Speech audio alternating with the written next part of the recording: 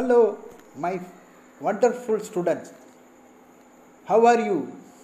All, I am fine. Hope you all fine and safe. I believe that you all understood what I talked in the last video. Today we going to continue the last class from where I stopped before that.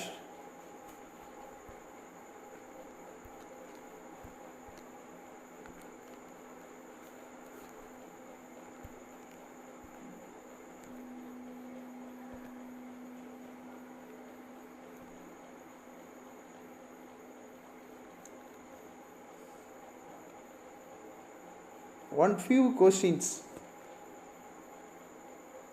What we learned in the last class? First, what is history? We learned. The knowledge of the past is called history.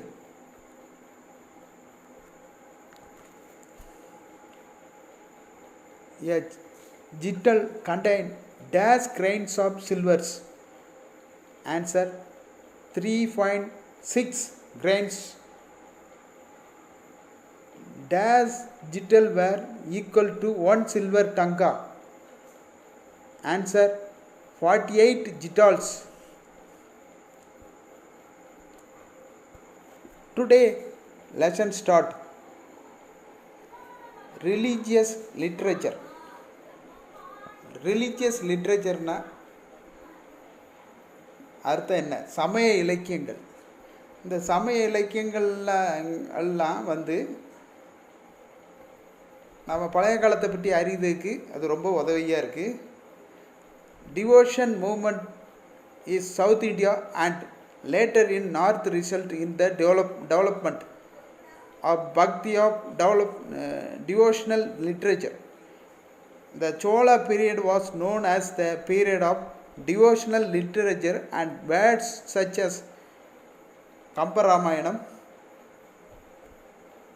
Seculars, Periya Puranam, Naladi or Divya Prabandham, composed by 12 alvars and compiled by Nadamuni.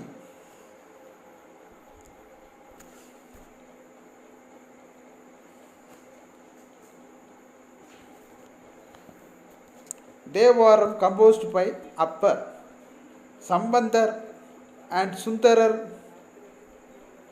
and compiled by Nambi and or Nambi. Manika Vasagar's Tiruvasagam, all were subscribed during the Chola's times.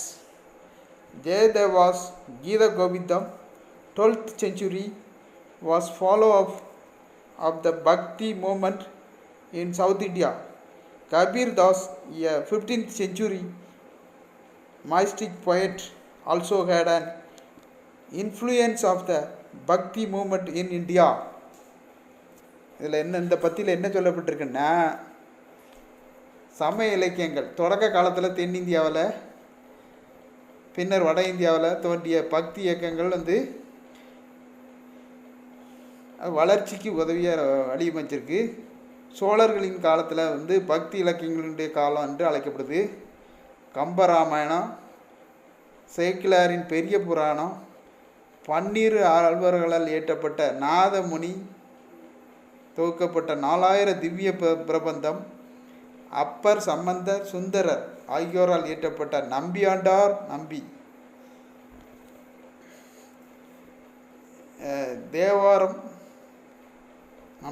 நம்பியால் துவக்கப்பட்ட Thevaram, மாணிக்க வாசகரின் திருவாசகம் ஆகியவை சோழர்கள் கால பக்தி இலக்கியங்களாக காணப்படுது. ஜெயதேவரின் கீத கோவிந்தம் 12ஆம் நூற்றாண்டை சேர்ந்த தென்னிந்திய பக்தி இலக்கிய மரபின் தொடர்ச்சியாக காணப்படுது. 15ஆம் நூற்றாண்டை சேர்ந்த இறை நிலை உணர்வு பெற்ற கவிஞரான கபீர்தாஸ் பக்தி இயக்கத்தால் கவரப்பட்டவர். Next, secular literature. Madura Vijayam and Amukta Malyada were poems composed by Gangotri.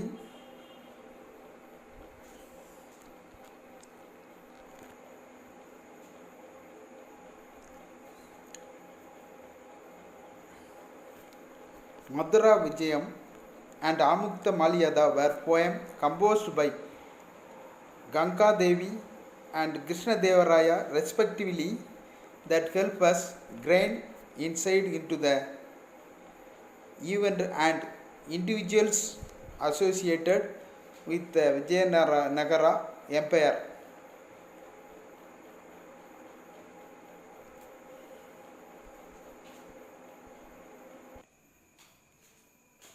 Chand Pardai Prithviraj Raso portrays the Rajput kings Vallur for free Islamic periods. The only exception was Kalkana's Rajatarangini's 11th century.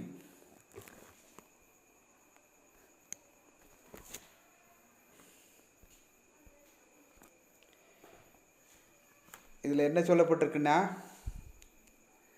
சமய சார்பற்ற இலக்கியங்கள் கங்காதேவியால் ஏற்றப்பட்ட மதுரா விஜயம், கிருஷ்ணதேவராயின் ஆமுக்த மால்யதா ஆகிய இலக்கியங்கள் விஜயநகர பேரரசனுடைய தொடர்புடைய நிகழ்வுகளையும் தனிநபர்களையும் நாம் அறிந்து கொள்ள உதவுது. சந்த் பார்தையினுடைய பிருத்திவிராஜ ரசோ ராஜபுத்திர அரசர்களின் மனத்துணிவை படம் பிடிச்சு காட்டுது. இஸ்லாமுக்கு முந்தைய காலம் குறித்து இந்த ஒரே சான்று கல்கானரின் ராஜதரங்கிணி, இது 11ஆம் நூற்றாண்டை சார்ந்தது மட்டுமே. அடுத்தது புக்ஸ், பயோகிராபிக்ஸ் அண்ட் ஆட்டோபயோகிராபிக்ஸ், புத்தகங்கள் அதாவது நூல்கள், வாழ்க்கை வரலாறுகள், சுயசரிதைகள். வாழ்க்கை வரலாறுனா பயோகிராபிஸ், சுயசரிதைகள்னா autobiographies. Minhaj us சராஜ்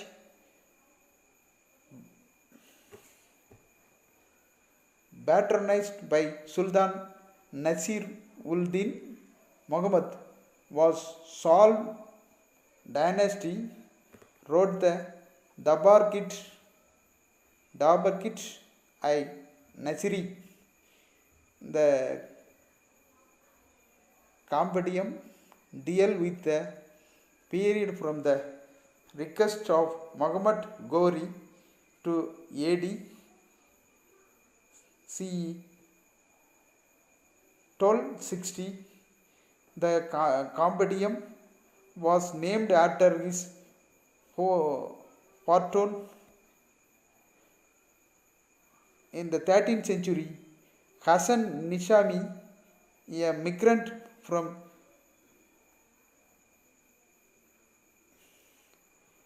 Ghani, wrote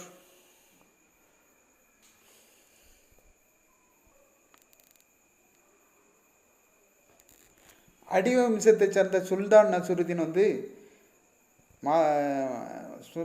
சுல்தான் நசுருதீன் மாமூத் வரலாறுல ஆதரிக்கப்பட்ட மின்கெச் உஸ் சிராஜ் என்கிறவர்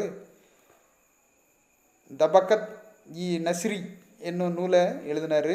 இந்த நூலின் சுருக்க உரை முகமது கோரின் படையெடுப்பு தொடங்கி கிபி 1260 வரையிலான நிகழ்வுகளை குறித்த செய்திகளை சொல்லுது.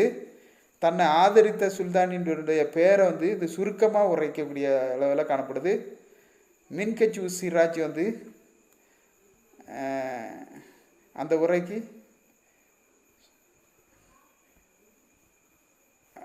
13ஆம் நூற்றாண்டு சுல்தான் இல்துமின் இறுதி காலத்தில் கஜினியிலிருந்து புலம்பெயர்ந்த வந்த ஹசன் நிஷாமி என்பார் தால் உல் மா அசீர் என்கிற நூலை எழுதினார். குத்புதீன் ஐபக் பற்றி பல செய்திகளை இந்நூல் முன்வைக்குது. இந்நூலே டெல்லி சுல்தானியத்தின் வரலாற்றை கூறும். அரசின் இசை பெற்ற முதல் நூலாக இது காணப்படுது. Tabaqat is an Arabic word meaning generations or centuries. Duk is a Persian word meaning autobiography.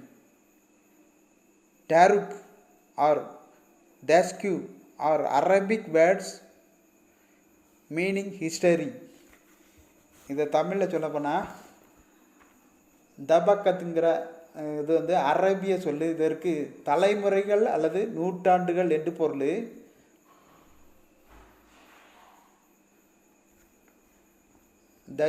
தஜிக்குங்கிறது பாரசீக சொல்லு. இதற்கு சுயசரிதை என்று பொருள். தாரிக்ங்கிறது அரேபிய சொல்லு. இது வந்து இதன் பொருள் வந்து வரலாறுங்கிறது இதனுடைய பொருளாக காணப்படுது. 16ஆம் நூற்றாண்டில் பாபர் நாமா, அபுல் பாசனுடைய ஐனி அக்பர், அக்பரினுடைய அக்பர் நாமா ஆகிய நூல்கள் வந்து இவ்விரு பேரரசுகள் குறித்த முழுமையான விவரங்களை எடுத்துரைக்கின்றன.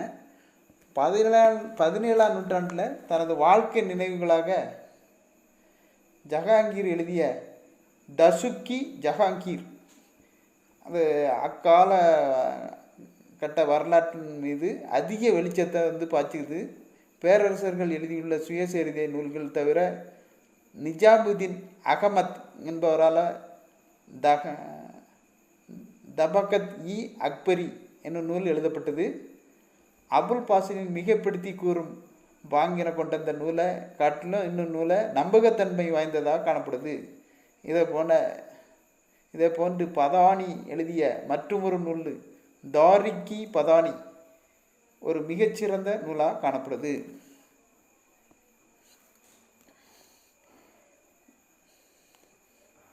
இந்நூல் வந்து 3 தொகுதிகளை கொண்டிருக்கு.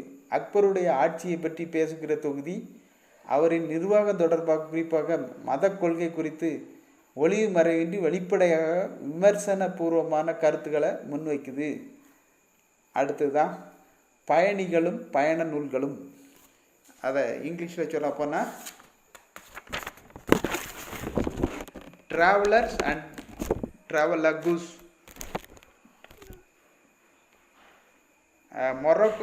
Morocco Polo a Venetian travellers, அதாவது மார்க்கோ போலோவங்க தான்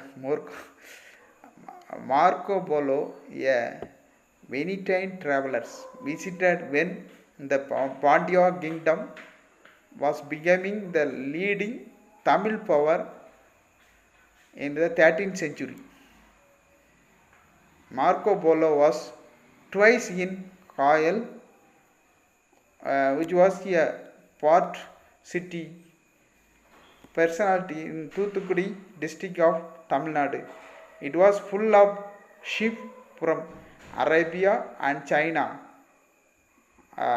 Marco Polo tells us that he himself came by a ship from China. According to Marco Polo, thousands of horses were imported into the southern India by sea from Arabia and Persia.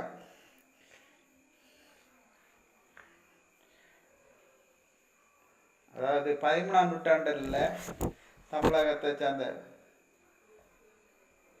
Pandya அரசு வந்து வலிமை வாய்ந்த சக்தியாக மாறிக்கொண்டிருந்த போது இந்த Venice நகரத்தை சேர்ந்த பயணி மார்க்கோ போலோ வந்து தமிழகத்துக்கு வருவது புரிஞ்சாரு. அவர் தமிழகத்தில் காயல்ங்கிற இடத்துல வந்து இறங்கினார். இந்திய தூத்துக்குடி மாவட்டத்தில் உள்ள இந்த காயல் காணப்படுது.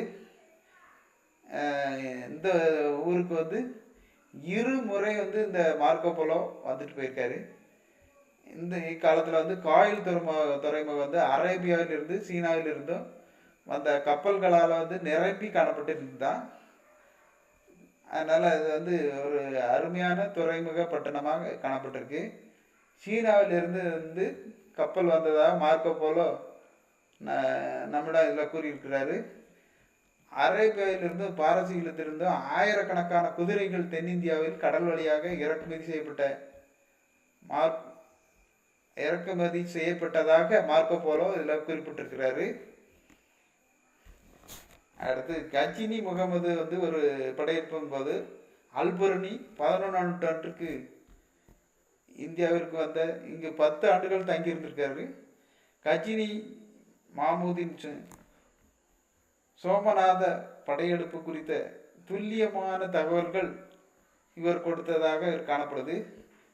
ஒரு கற்றறிந்த அறிஞரான இவர் இந்தியா முழுவதும் பயணம் மேற்கொண்டு இந்தியாவையும் அதன் மக்களையும் புரிந்து கொள்ள முயன்றார். சமஸ்கிருத மொழியை கற்றுக்கொண்ட இவர் இந்திய தத்துவங்களையும் கற்றாரு.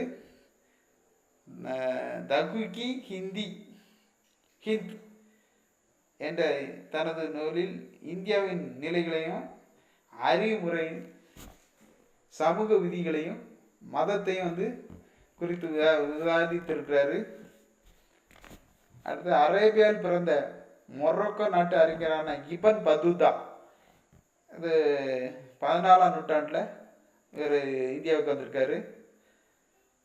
மொராக்கோவிலிருந்து புறப்பட்டு எகிப்தை கடந்து மத்திய ஆசியா வழியாக இந்தியா வந்தடைஞ்சிருக்கிறாரு. அவருடைய பயண நூல் ரிக்லா பயணங்கள். அவர் பயணம் செய்த நாடுகளையும் மக்களையும் பற்றிய விவரங்களை கொண்டு காணப்படுது. அவருடைய கருத்தின்படி எகிப்தின் செல்வம் கொளித்த நாடாக எகிப்து காணப்பட்டிருக்கு. ஏனெனில் மேற்கத்திய நாடுகளான இந்தியாவின் வணிகம் எகிப்தின் வழியாக தான் நடைபெற்றிருக்கு.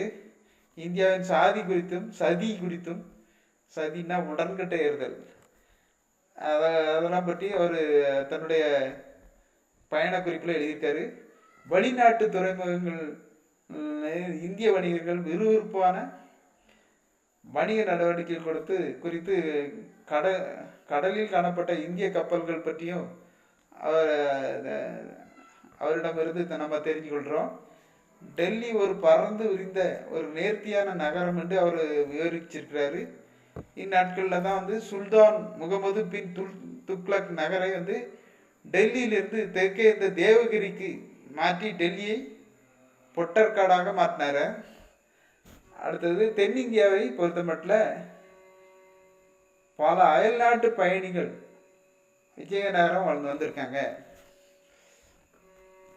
அவர்கள் விஜயநகர அரசை முழுமையான விவரங்களை எழுதி வச்சுட்டு சென்றிருக்காங்க.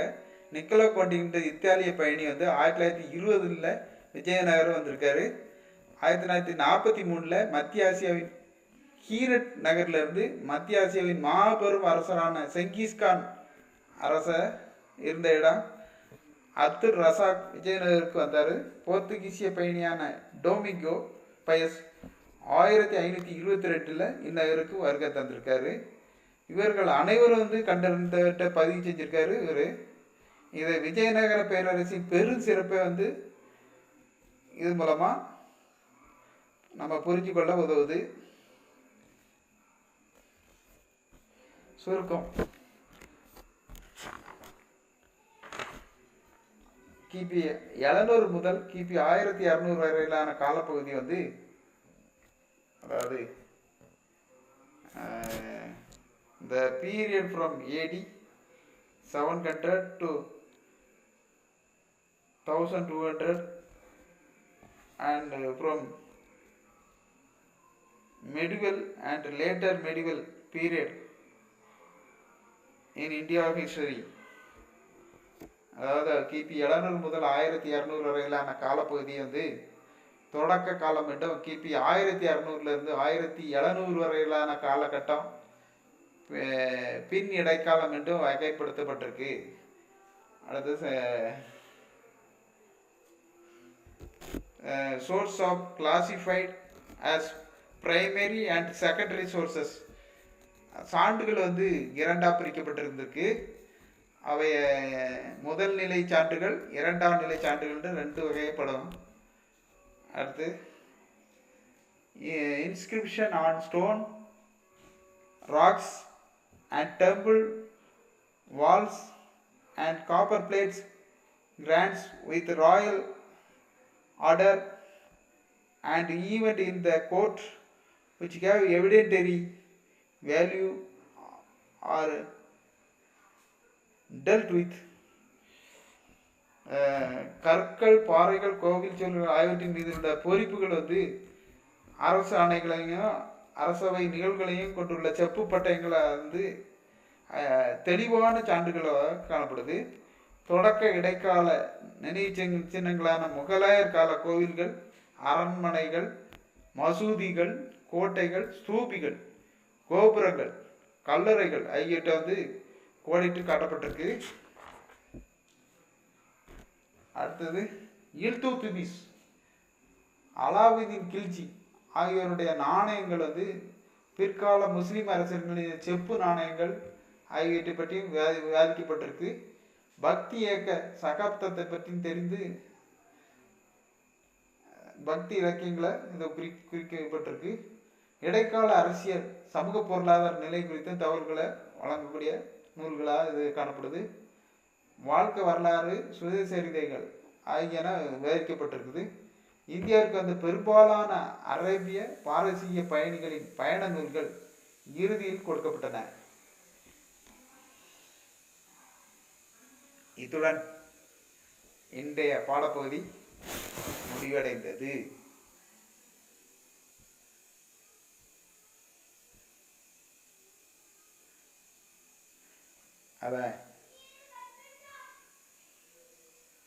ஒரு சில சொற்களஞ்சியம், குளோசரி.